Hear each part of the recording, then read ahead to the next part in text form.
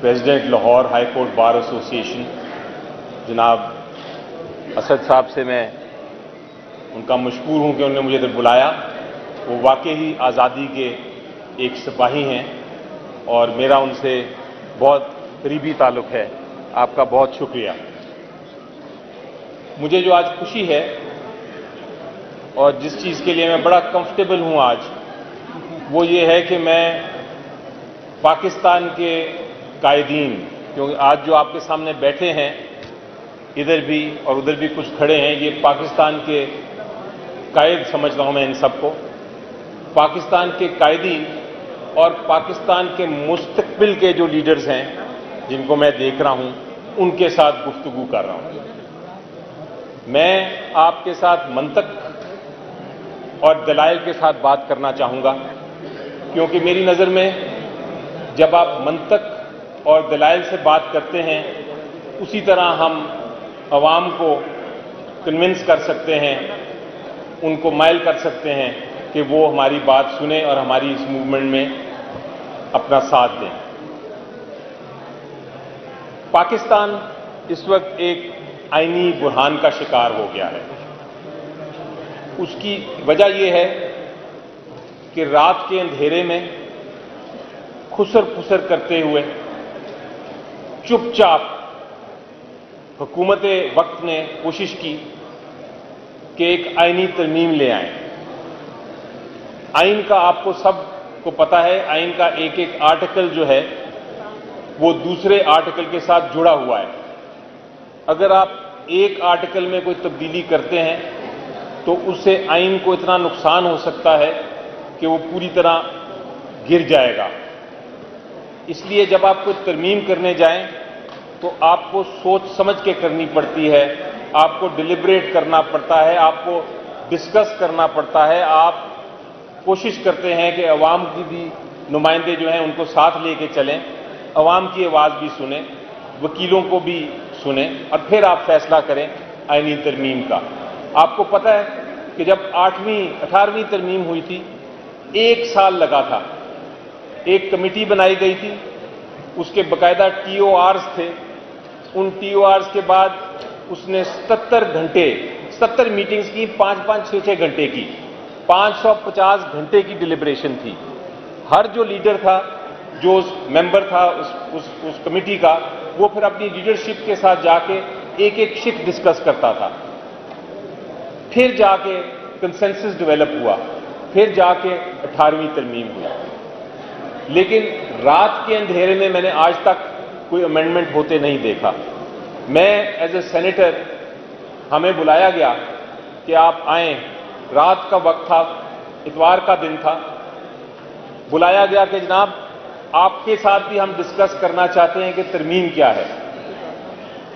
मैंने पूछा कि आप ये बताएं कि कोई डॉक्यूमेंट है जिसको हम डिस्कस करें, क्योंकि आप सब वकील हैं, हम किसी डॉक्यूमेंट के बगैर हवा में तो डिस्कस कोई चीज कर नहीं सकते।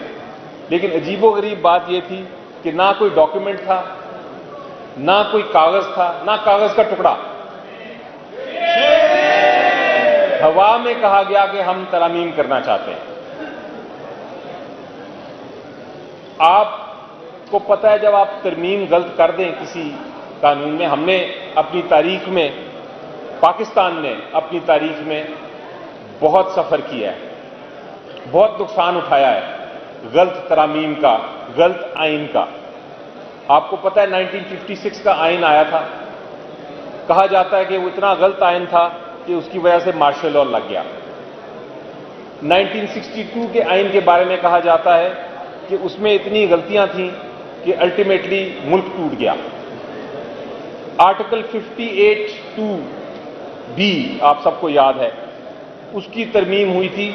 उसने हमारी जमहूरियत को कितना नुकसान पहुंचाया। 4 हुकूमतें एक के बाद गई दूसरी, और फिर इवेंचुअली क्या हुआ, मार्शल लॉ आ गया। तो ये तरमीम करना आसान काम नहीं है।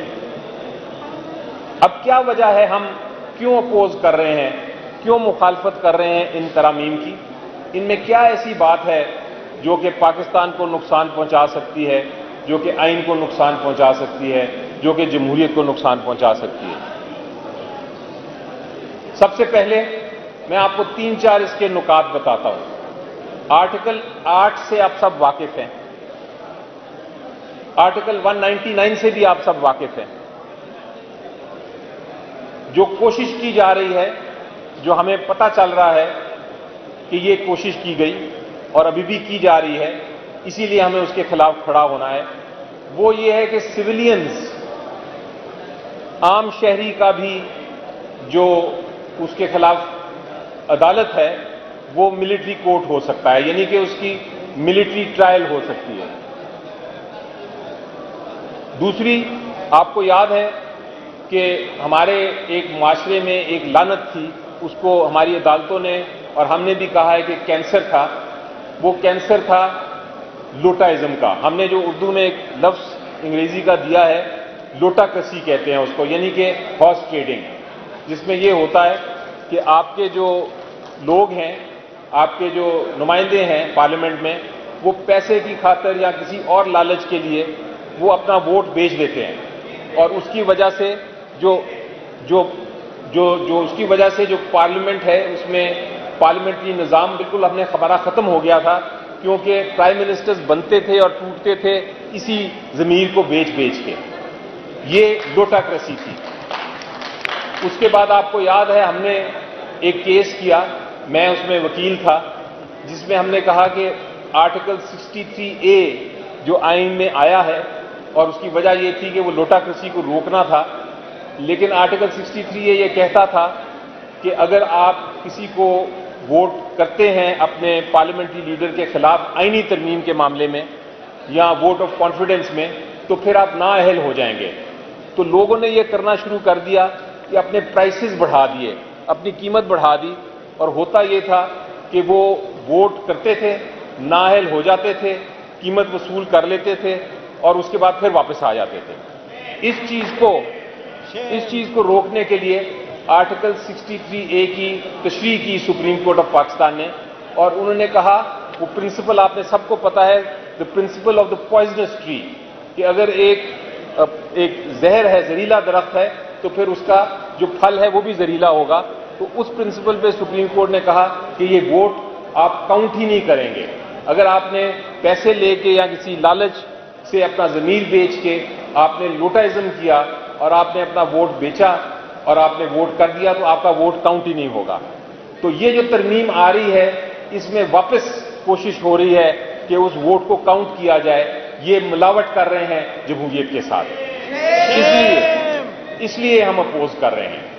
تیسری چیز اس امینڈمنٹس میں یہ لے کے آنے کی کوشش کر رہے ہیں، وہ میں آپ کے ساتھ منطق اور لاجک کی بات کر رہا ہوں، تاکہ کیونکہ آپ میرے ساتھی ہیں، بہت سارے لوگوں کے ساتھ میری خواہش بھی ہے کہ میں عدالت میں پیش ہوں، کافیوں کے ساتھ میں پیش بھی ہوا ہوں، مجھے پتہ ہے آپ کس طرح سوچتے ہیں۔ تیسری چیز جو بڑی اہم کوشش ہو رہی ہے وہ یہ ہے کہ ایج بڑھا دی جائے۔ اب صرف ایج بڑھانے میں جج صاحبان کی ہمیں کوئی پرابلم نہیں ہونا چاہیے، لیکن اگر اس ایج بڑھانے کی نیت کچھ اور ہے، نیت اگر خراب ہے، تو پھر ہمیں اس کو اپوز کرنا ہے۔ ہم نے دیکھا کہ اس کیس میں نیت صرف ایک ہی ہے، اور نیت یہ ہے کہ آپ ایک پرٹیکولر جج صاحب کی ایج بڑھائیں اور ان کو چیف جسٹس آگے چلائیں 3 سال کے لیے۔ اس میں کیا لاجک ہے، کیا منطق ہے، وہ حکومت کی خواہش ہے، وہ خواہش پوری نہیں ہوگی، لیکن خواہش ہے کہ ہم ایک خاص مخصوص شخص کو چاہتے ہیں، ہم یہ بھی نہیں ہونے دیں گے۔ چوتھی چیز اس کی جو ایک بہت میجر وہ ایک سرجری کرنے جا رہے ہیں، وہ کہتے ہیں ہم ایک نئی عدالت بنائیں گے، اس کو وہ کہتے ہیں ہم آئینی عدالت ہے۔ چلیں، یہ بھی ایک بحث کی بات ہے کہ آئینی عدالت ہونی چاہیے یا نہیں ہونی چاہیے، لیکن اس کے لیے آپ کو بہت سوچ سمجھ کے آگے چلنا ہے۔ یہ نہیں ہو سکتا کہ آپ راتوں رات کے اندھیرے میں کہیں کہ ہم آئینی عدالت بنا رہے ہیں اور ساری قوم جو ہے وہ مان جائے۔ آئینی عدالت آپ طریقے بنانے کے، آئینی عدالت کافی طریقے ہیں، ایک بڑا آسان طریقہ ہے جو میں سجیسٹ کروں گا، اور ہم اگر اس پہ آتے ہیں تو ہم شاید بات بھی کریں، اور وہ یہ ہے کہ ایگزسٹنگ سپریم کورٹ جو ہے اس کے اندر آپ بینچز کہہ دیں، آپ کہتے ہیں جب آئینی معاملہ آئے گا، جو آلریڈی آپ کہہ چکے ہیں اپنے قانون میں، جب آئینی معاملہ آئے گا تو جو ٹاپ سب سے سینئر 5 ججز ہیں اس کا بینچ بنایا جائے گا، وہ سنیں گے آئینی کیسز۔ تو آئینی عدالتوں کا بھی طریقہ کار ہے۔ ہمیں کہا جاتا ہے کہ جناب ہم اس لیے کر رہے ہیں، یہ ایک بیانیہ آیا، ہم اس لیے کر رہے ہیں کہ ہم یہ ریفارم کرنا چاہتے ہیں۔ جج صاحبان جو ہیں وہ آپ کی بات تو مانتے نہیں ہیں، آپ کے جو وکیلوں کے مسائل ہیں اس وقت تو وہ کھڑے نہیں ہوتے، وہ پالیسی میٹرز میں بھی مداخلت کرتے ہیں، وہ سیاسی معاملوں پہ بھی مداخلت کرتے ہیں، وہ میڈیا کے ساتھ اپنی شہرت کے لیے آبزرویشنز دیتے ہیں۔ تو آپ وکلا کیوں ان کے لیے کھڑے ہیں؟ ہم یہ ریفارم کرنا چاہتے ہیں، اس کے لیے ہم قوانین لے کے آ رہے ہیں۔ تو میں یہ کہتا ہوں اس کے جواب میں یہ کہتا ہوں کہ اس وقت جنگ اصولوں کی ہے اور طاقت کے خلاف ہے، اور اصول کی بات یہ ہے کہ ہم وکیل جب ایک اپنا یہ پیشہ اپناتے ہیں تو ہمارے اوپر بہت ساری ذمہ داریاں آ جاتی ہیں۔ یہ ایک ایسا پیشہ ہے جس میں آپ یقین کریں کہ آپ کی ذمہ داریاں زیادہ ہیں، فائدے کم۔ اور 3 ذمہ داریوں کا میں آپ کو ذکر کرنا چاہتا ہوں۔ وہ ذمہ داری کیا ہے؟ وہ پارٹی سے بالا تر ہو کے، وہ کسی گروپ سے بالا تر ہو کے آپ بات کریں گے پرنسپل کی، اصول کی۔ اور وہ بات کیا ہے؟ یہ 3 اصول جو ہیں، جمہوریت پہ اگر کوئی حملہ کرے گا، کوئی بھی ہو، جوڈیشری اگر جمہوریت کے خلاف کوئی آرڈر پاس کرتی ہے ہم ان کے پہ تنقید کریں گے، اور اگر کوئی اور طاقت کوشش کرے گی جمہوریت کو ہلانے کی، اس کو نقصان پہنچانے کی، تو پھر ہم اس سے بھی مقابلہ کریں گے۔ یہ پہلا اصول ہے۔ دوسرا اصول یہ ہے کہ اگر ہم بات کرتے ہیں قانون کی حکمرانی کی، کیونکہ ہمارا کام ہے کتابوں سے، دلائل سے لوگوں کو کنونس کرنا، ان کو قائل کرنا اپنی بات پہ۔ اگر کوئی قانون کی حکمرانی کے خلاف کوئی بات کرے گا، ہمارا فرض ہے، اس پیشے کا فرض ہے کہ ہم کھڑے ہو کے اس کا بھی مقابلہ کریں۔ اگر سڑکوں پہ آ کے پروٹیسٹ کرنا پڑے تو ہم پھر وہ بھی کریں۔ اور تیسری بھی بڑی اہم چیز ہے، اور وہ یہ ہے کہ اگر کوئی ہماری جوڈیشری کی آزادی، میں ججز کو آپ چھوڑ دیجئے، جج کی پرسنالٹیز کو چھوڑ دیں، جوڈیشری کی، عدلیہ کی آزادی کی اگر کوئی بات کرتا ہے تو اس کو نقصان پہنچانے کی کوشش کرتا ہے تو اس کی حفاظت کرنا بھی ہمارا فرض ہے۔ یہ ہمارے پیشے کا فرض ہے۔ جب ہم کالے کوٹ کی بات کرتے ہیں تو صرف کالا کوٹ نہیں، میری نظر میں اس کے ساتھ پوری ذمہ داری ہے قوم کی۔ قوم ہمیں دیکھتی ہے کہ یہ لوگ بڑے سویلائزڈ لوگ ہیں، یہ لوگ بڑے عقل مند لوگ ہیں، یہ بڑے پڑھے لکھے لوگ ہیں، یہ اچھی باتیں کرتے ہیں۔ تو ہم نے دکھایا ہے اسی ہال سے اسی بار نے، یہاں بار کے پریزیڈنٹس کی بھی تصویریں ہیں اور ججز کی بھی اس کورٹ کی تصویریں ہیں، اسی بار نے دکھایا ہے کہ جب بھی ضرورت پڑی ہے قوم کو ان 3 اصولوں کے لیے تو پھر ایک موومنٹ چلی ہے۔ تو میں آج وارننگ دینا چاہتا ہوں کہ آپ اس ہارنٹس نیسٹ کو نہ چھیڑیں۔ یہ ایک پاکستان کی عوام کا دل ہے اور دماغ ہے، ان کو نہ چھیڑیں، کیونکہ ایک بار یہ آ گئے باہر تو پھر پوری قوم ان کے پیچھے لگے گی۔ اس لیے رک جائیں، ابھی جو آپ کرنے جا رہے ہیں رک جائیں۔ آپ کے پاس نمبرز بھی نہیں ہیں بائی دا وے، یہ بھی میں آپ کو بتا دوں۔ ان کا خیال ہے کہ یہ نمبرز لے آئیں گے، ان کے پاس نمبرز بھی نہیں ہیں، ابھی یہ ہوا میں ہی باتیں کیے جا رہے ہیں۔ لیکن یہ اچھی بات یہ ہے کہ وکلا ان ہوا کی باتوں کو بھی دیکھتے ہوئے اکٹھے ہو گئے ہیں اور کہہ رہے ہیں کہ نہیں، بس اور نہیں۔ اور یہی میرا میسج ہوگا آپ کو، منطق سے، دلائل سے اپنی سوسائٹی کو اپنے ساتھ کریں، ان کو بتائیں کہ یہ کتنا بڑا نقصان ہونے جا رہا ہے اور اس نقصان کو ہم کبھی کسی صورت میں منظور نہیں کریں گے۔ یہ پوائنٹس ہیں جو ہم نے بار بار ریپیٹ کرنے ہیں، اور انشاءاللہ میں آپ کے ساتھ ہوں اور آپ میرے ساتھ ہیں، اور جب تک ہم اکٹھے ہیں انشاءاللہ ہماری جیت ہوگی۔ Thank you very much. بہت مہربانی، شکریہ۔